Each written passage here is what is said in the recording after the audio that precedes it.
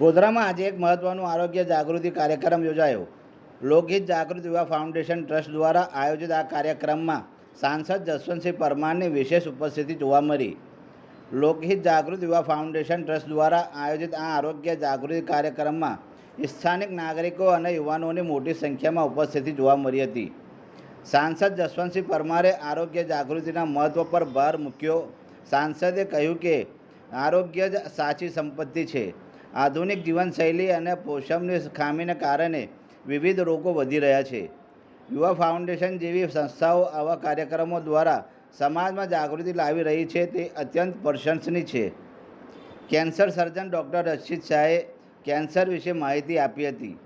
Islamic scholar Maulana Shoaib ચીમાજીએ ઇસ્લામની દ્રષ્ટિએ આરોગ્યનું મહત્ત્વ સમજાવ્યું હતું. આજે તારીખ 11/7/2026ના રોજ લોકહિત જાગૃત યુવા ફાઉન્ડેશન ટ્રસ્ટ દ્વારા ઇકબાલ પ્રાથમિક શાળાના મેદાનમાં આરોગ્ય જાગૃતિ કાર્યક્રમનું આયોજન કરવામાં આવેલ હતું.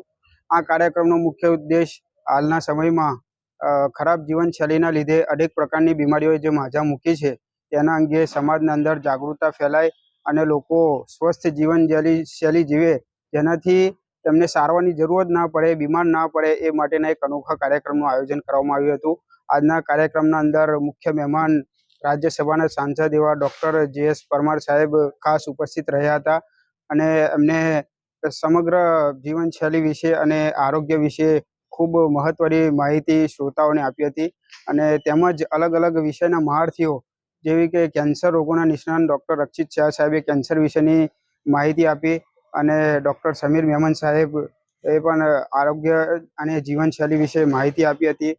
તેમજ મૌલાના શોએબ ચીમાજી સાહેબ કે જેઓ ઇસ્લામિક સ્કોલર છે, એમને પણ આરોગ્યનું ઇસ્લામના અંદર શું મહત્ત્વ છે તેના વિશે માહિતી આપી હતી અને સિવિલ હોસ્પિટલમાંથી પધારેલા સાયકિયાટ્રિસ્ટ અને સાયકોલોજીસ્ટ ડૉક્ટરે પણ મગજના રોગો વિશે, ઓનલાઈન ગેમિંગ વિશે અને વ્યસન વિશે ખૂબ મહત્ત્વની માહિતી આપી હતી અને અનેક લોકોએ આજે આ પ્રોગ્રામનો લાભ લીધો છે.